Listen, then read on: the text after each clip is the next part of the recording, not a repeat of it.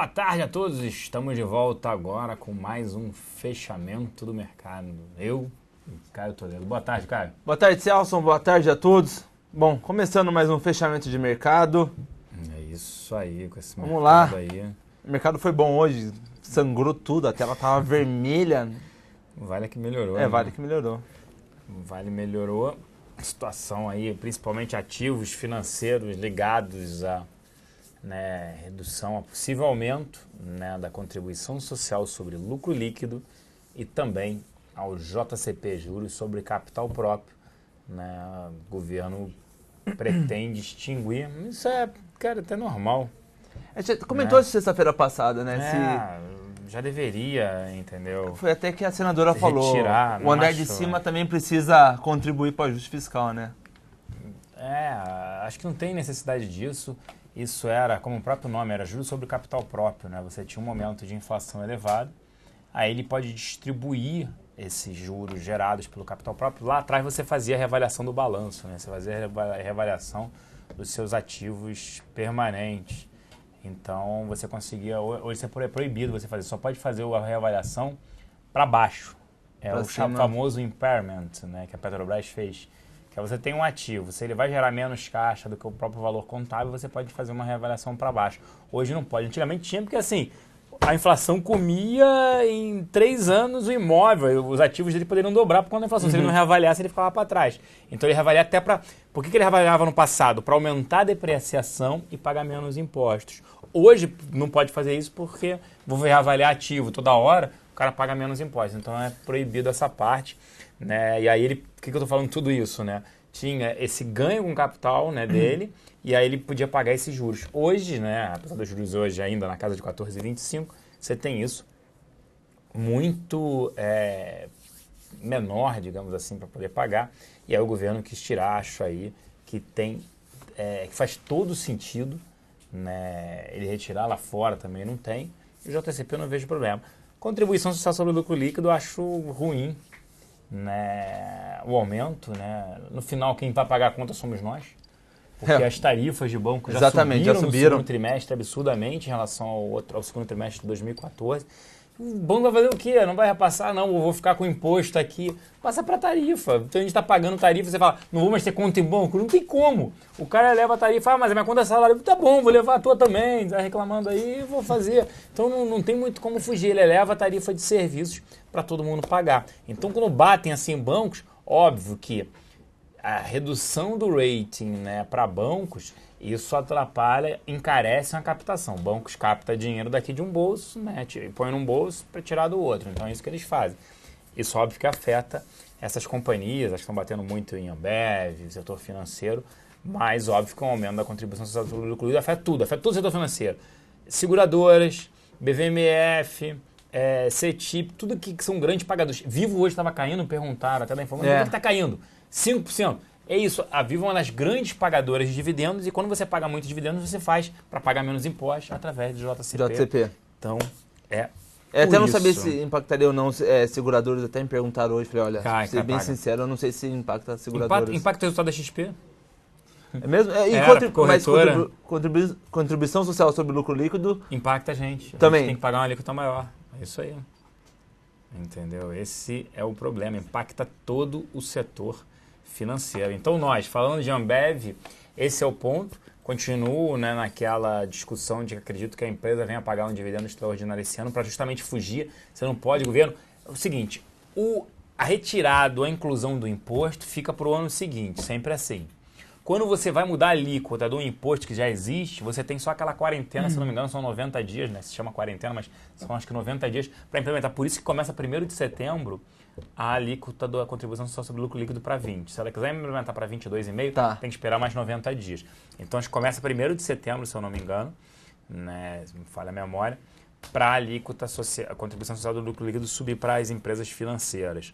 No caso da Ambev, por isso que eu falei, acredito ainda num dividendo extraordinário esse ano por causa do caixa na casa aí de 6 bi. Quer colocar o gráfico aí de Ambev na tela? Então, começar falando um pouco sobre a Ambev, eu acho que a Ambev, até perguntaram, vendo agora, eu falei, não, pessoal, acho que na minha opinião já foi o movimento de hoje, eu acho que para poder vender isso aqui, tem que esperar perder esse patamar de 18,40, até marquei aqui o 18,58. porque teríamos um M aqui no diário. Tá? Antes disso, não. Acho que o movimento de hoje tem que ser confirmado ainda, porque, querendo ou não, isso ainda é um projeto no Senado de uma senadora, então isso tem que ir para votação, tem que ser aprovado.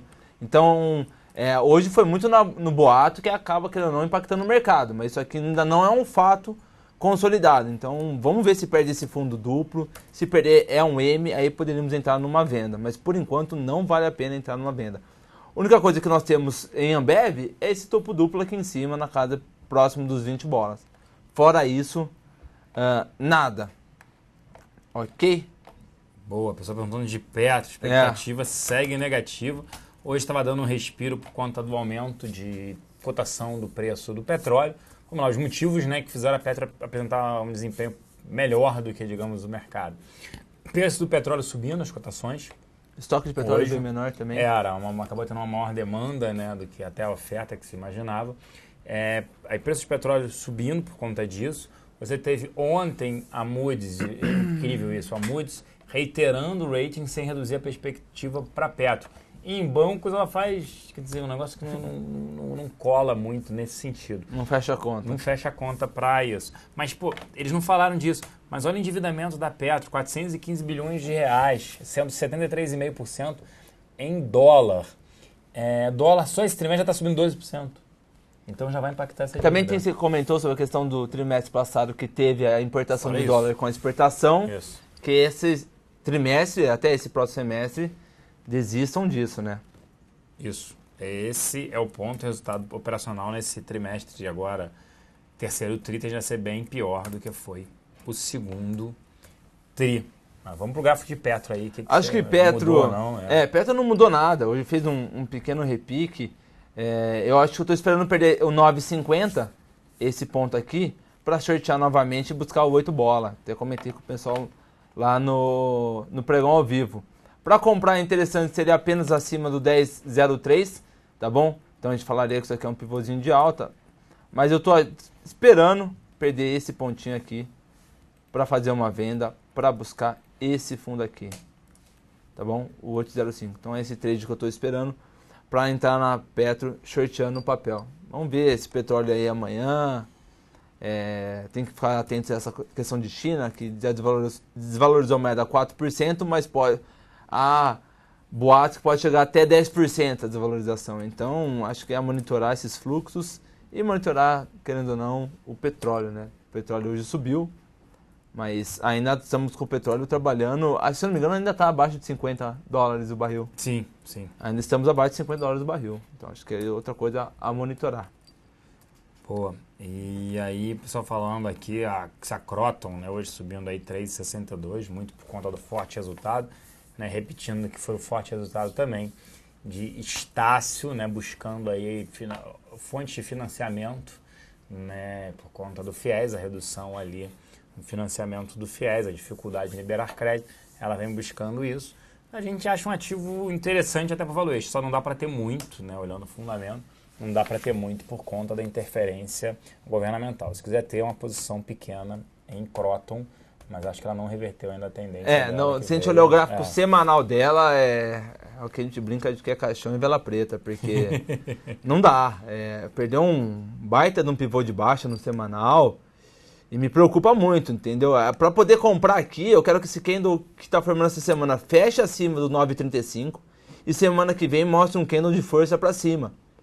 Tá? Para tentar pensar que isso aqui foi um fundo, foi um rompimento falso e não era toda essa perspectiva negativa para o papel. Mas por enquanto, olhando, eu não consigo comprar esse papel. Eu até comentei com o pessoal hoje, nós somos até vendidos em Estácio. Eu acho que até, bem por cima, o resultado de Croton foi bom, mas ainda segue cauteloso, sim, né? Sim. Acho que o cenário ainda acho que até diminuiu o número de AD deles, acabou diminuindo um pouco. Foi. Até a presencial também diminuiu o ticket médio também. Então acho que, mesmo subindo hoje, eu ainda sigo achando que isso aqui é para baixo. Não consigo comprar por enquanto. Enquanto não tiver uma sinalização clara no semanal, eu vou ficar de fora desse papel e shortearia com stop curto. Boa. Beleza? E o Vete está falando aqui, Celso, mas será que o Levi teria interesse em uma nova tributação financeira? ele já não havia se posicionado que não era de levar. Só que esse da contribuição social sobre o lucro líquido já estava dado, que era de 15 para 20. Agora, a Geise Hoffmann fala de ao invés de subir para 20, já subir para 22,5, ela queria para 30. Aí depois reclama, né? Precisa crescer. Aí ela já chegou a falar isso, aí devem ter travado ela. Mas isso já era conhecido, por isso que bancos apresentavam um desempenho não tão bom, né, quanto se imaginava, até pelo valuation extremamente barato que o setor de banco. Itaú negocia a 7 vezes lucro, preço sobre patrimônio na casa de abaixo de 1,5. Além disso, tem um return on equity, né, um retorno sobre patrimônio na casa de 24%. Nesse patamar, e pensar que ela já negociou a 4 vezes book, patrimônio, 11, 12 vezes price earnings, impressionante isso. Bancos pensando, né, até olhando mais longo prazo, até perguntando se para 12 meses, será que chegará a R$23, Itaú? Eu, particularmente, já não olho o gráfico, né, então isso eu não posso falar olhando o gráfico. Acho que Tube está extremamente barato. Acho que vale a pena comprar, mas pode sofrer mais. Então compra e monta uma proteção, uma fence a custo zero, entendeu? Então acho que esse é o ponto. O que você pode falar aí de Itaú no gráfico? Então, até comentei hoje com o pessoal lá da Agência Estado, qual que é o meu grande medo dentro do Bovespa? São os bancos. Sim. Porque exatamente nós estamos em uma região de extrema importância, que são os suportes nos gráficos semanais dos bancos. Bradesco, Itaú, Banco do Brasil. E estamos, até o momento, fechando o candle abaixo desse suporte. E isso que eu fico muito preocupado. Porque eu acho que, se de certa forma, semana que vem, o gráfico amanhecer colocando já queda na segunda-feira, eu acho que aí o Ibov pode pesar muito. Então, minha preocupação é os semanais ficarem muito feios nos bancos e isso acabarem dando uma tendência de baixa em todos os ativos do setor financeiro e isso o Ibov chegar até os 45 mil pontos. Então essa é a minha grande preocupação. Se a gente projetar aqui um alvo, eu fiz isso já ontem. Ó pessoal, eu tô achando que YouTube pode fazer esse movimento. Querer buscar até esse patamar aqui de 18,85. Nós estamos falando de um ativo em 27,58. Então me preocupa muito esse patamar aqui. Estão vendo como vai perder uma região muito importante? Então eu estou muito atento a isso. Porque de certa forma não estou gostando muito do gráfico. Olha lá, o canal até mais para baixo. Até não tem, o canal é um dos mais bonitos. Mas eu estou bem preocupado com bancos. E em consequência eu estou preocupado com o Ibov devido a esses rompimentos de fundos. Ok? O que mais? Boa, vamos lá. Lojas Americanas, tem mais espaço para cair? O Ribamar tem, né? Um ativo que vem mostrando crescimento, principalmente aí por conta, né, do seu ticket médio extremamente baixo, R$32, não depende de crédito para crescer. Está com plano de abertura de lojas, né, 80 anos em 5, né, em apenas 5 anos dobrar o número de lojas deles, mas é óbvio que, né, num cenário como esse, o investidor, principalmente o estrangeiro, ele não quer discutir se é esse ativo, se é outro ativo. Ele pega, acaba vendendo, não é um ativo barato, Lojas Americanas nunca foi, não dá para olhar preço sobre lucro, porque é uma empresa extremamente alavancada, né? Então, para pagar menos impostos, né, o ROIC, tem que olhar o ROIC, retorno sobre o capital investido, né, tem que olhar outras métricas, né, olhar só uma métrica em si, só olhar preço sobre lucro. Até o caso Loja Renner, né, e Hering. Senão você compra Hering e vem Loja Renner, é estopado todo dia. Aconteceria isso. Então, Lojas Americanas, por enquanto, a gente prefere em varejo esperar, né, não recomendo entrar em varejo, a gente não tem nada hoje. Só tirando aqui uma dúvida, claro. O Zito, acho que é Zito, colocou na adivinhação 45 mil pontos, é um bom ponto. Olha, graficamente é um bom ponto mesmo, porque ele é o fundo de 2014, então graficamente é um bom ponto. Não é muita adivinhação, esse é o fundo de 2014. Se a gente projetar um Fibonacci, é um alvo de Fibonacci do gráfico. Aí, Luquinhas, esse aqui, pessoal, o fundo de 2014 foi nos 45 mil pontos, então ele é um bom ponto. Se a gente falar por Fibonacci, Topo, fundo perdeu, a gente projeta aqui o alvo. Um primeiro alvo seria o 46.561, depois lá embaixo 45 mil pontos. Então acredito que seja um bom ponto, graficamente ele é um ponto que o mercado pode buscar, que é exatamente o fundo de 2014. Boa. E aí perguntaram aí as telefônicas, Vivo, o João perguntou aqui. Vivo vem sofrendo muito hoje, porque eu citei até no início, né? Muito por conta do JCP. Ela paga boa parte de dividendos, é uma forte geradora de caixa, comprou a GVT, né? Ela comprou a GVT justamente, né, por conta... Ela quer se posicionar no heavy user, né, no high-end, que é o cliente que paga pelo serviço, ele não quer saber o quanto custa o serviço, qual é o melhor serviço. Né? Veja a propaganda da Claro e da Vivo em comparação da TIM e da Oi, por exemplo. É um ativo interessante, né, até para ter pensando em dividend yield. Óbvio que esse JCP preocupa aqui, né, um curto prazo para Vivo, mas olhando longo prazo é um interessante ativo para se ter. Não tem forte crescimento de receita, top line. É normal, né? Grandes pagadores de dividendo, dificilmente eles vão pagar, vão crescer muito, né? Porque quando você está num momento de crescimento econômico, eu digo da empresa, normalmente ela precisa reinvestir boa parte do seu lucro no negócio, normalmente para ele continuar crescendo.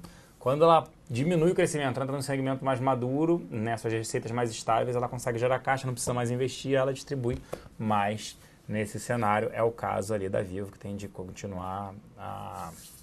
Celso, tem uma questão, acho que muita gente está perguntando aqui, siderúrgicas e Vale. Com essa questão dos Estados Unidos, da China desvalorizando moeda, siderúrgicas e até Vale, assim, podem ser muito impactados. Você acha que pode aumentar as importações para lá e isso beneficiar a Vale? Você tem...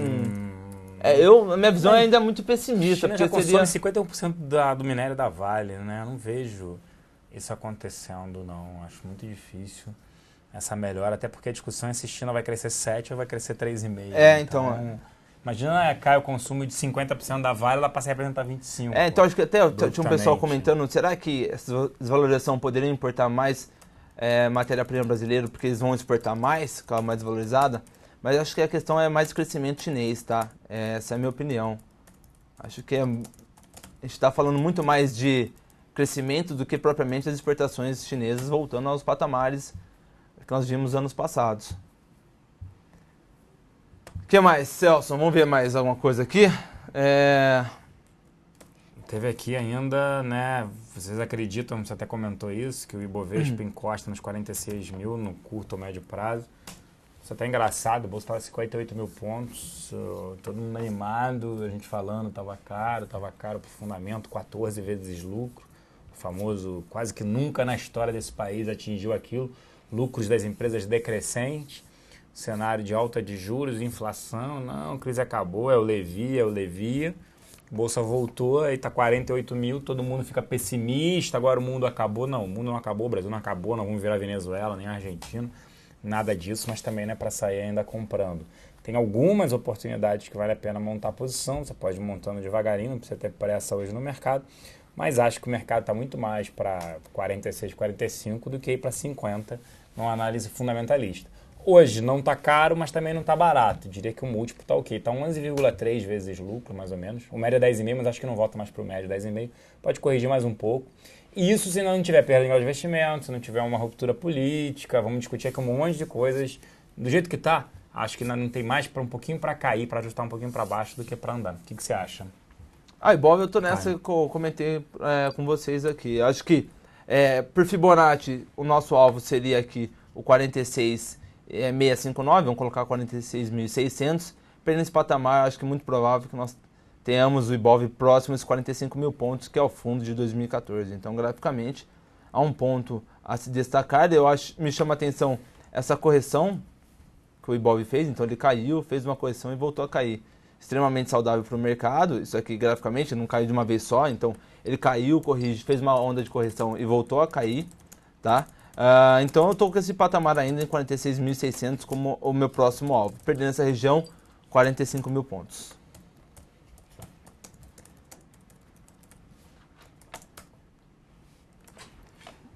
Algum motivo para as altas dos frigoríficos hoje? Eu não vi Você nada, sabe mais não vi do nada que eu. propriamente. O que eu tenho olhado, até comentei, as margens frigoríficos estão positivas essa virada de julho até agora, então esse é um primeiro ponto positivo, porque eles estavam perdendo muito no mercado interno, porque pagavam matéria-prima arroba perto dos 150, enquanto você estava vendendo seu produto final no patamar de 144, então essa conta não fechava. O que eles estavam ganhando era nas exportações com o dólar, com o dólar valorizando, o real desvalorizando. Mas propriamente para hoje eu não cheguei a ver nada. Uma coisa só que me chama a atenção é que a China é uma grande importadora de carne brasileira. Sim. Então, com medida de desvalorização e ainda uma medida Sim. falando em menor crescimento, me chama a atenção e me deixa um pouco preocupado com relação às exportações para a China. Mas hoje, para ter dados fichada hoje, eu não cheguei a ver nada para o setor. Não sei se a Cátia Abreu falou alguma coisa, eu não cheguei a ver. Eu também não vi nada relevante sobre isso. Preciso dar uma olhada. Estão perguntando aqui de CEMIG, está batendo na ponta alta. A gente não recomenda ainda entrada no setor, né, elétrico, muito por uma situação de interferência governamental. Quem vai pagar essa conta aí de bilhões de reais? Né, a gente vai ter que pagar, só que aí eles não querem repassar para a tarifa. Repassaram já a bandeira amarela, a bandeira vermelha, agora devem tirar a bandeira vermelha. Então a sinalização ainda é ruim. A empresa perdeu 3 usinas, né, que teria que renovar a concessão, ela não aceitou o preço. Ela entrou no STJ, aí perdeu Jaguara, São Simão e Miranda, que representam 40% da sua receita com geração de energia. Então fica uma situação ainda muito complicada para a companhia. Interferência governamental, lembrando que é uma empresa pública, ainda pode ter que pagar, dar um reajuste menor tarifário, se necessário for, a gente sabe como é que é. A empresa pública tem que ter um desconto maior do que as outras. Olha, vamos passar para o gráfico aqui rapidamente. Pessoal, o CEMIG também eu ainda não vejo nada para compra. Eu vejo um pivô de baixa no semanal, que já foi perdido há muito tempo, ainda colocando para baixo. Temos aí uma região de suporte nesse 9,41 aqui, olhar essa região. Eu, por enquanto, fico fora, tá? Não vejo nada motivo para compra. Se esse fundo tivesse ido um pouco mais para baixo, aí sim, um pivôzinho de alta, ok, beleza, romper esse 9,90 seria uma compra. Mas, por enquanto, eu fico de fora, tá? Preciso de uma sinalização um pouco mais clara para sair comprando CEMIG. Teve mais uma pergunta, que a gente já está com o tempo esgotado aqui, que eu vi que teve mais uma perguntinha, que é a de Natura, como estão os fundamentos. Natura, ainda, por mais que o dólar favoreça um pouco, né, que trave, dificulte a importação de cosméticos, tudo isso a gente também não vê um crescimento para venda, um crescimento de 2 dígitos, por exemplo, para a empresa, né? O cosméticos mas o cosmético vai vender, é o segundo emprego, Natura, tudo mais. Situação ainda bastante complicada, né, para esse setor. Ela vem perdendo market share. O único ponto positivo é esse, né? A alta do dólar dificulta a importação de produtos.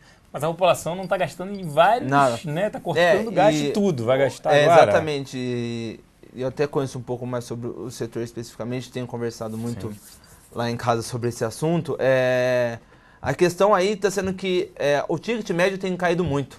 Foi isso o comentário que eu peguei em casa, que estão tentando reduzir o ticket médio, porque as vendas com preços mais altos estão quase impossíveis. Então estão tentando fazer um trabalho de marketing muito decisivo, a Natura propriamente, para tentar conseguir mais gente, mais revendedoras no caso, consultoras, acho que consultoras na Natura, e tentar fazer maior volume com ticket médio mais baixo. Então essa é uma das estratégias. E uma coisa que a gente achou que ia acontecer, mas ainda tem pedalado um pouco, é a questão do segundo emprego, né? Que é aquela pessoa que trabalha, tem um primeiro emprego, mas vende alguma coisa, uma Avon, uma Natura, Jequiti, acho que não sei mais alguma. Isso mesmo. Então, por enquanto, esse processo está começando agora. Não tá, elas começaram a entrar, principalmente mulheres, entrando nesse segundo emprego. Então, até isso ter impacto, acho que vai demorar um pouquinho mais. Isso. E Itaúsa é o mesmo que Itaú. Itaúsa representa aí, né? O valor de mercado de Itaúsa é formado por 96% do valor de mercado é Itaú, 3,5% é Duratex, o restante ali 0,5% é Queiroz e Itaú Tech. Segue a gente acreditando que o valor é extremamente baixo, o valor é atrativo, mas a gente até prefere hoje Itaúsa a Itaú, dado o desconto, né, está na casa de 20%. Eu tenho que encerrar, que a produção já pediu, já falou. Porque às 5 aqui. horas a gente é cortado.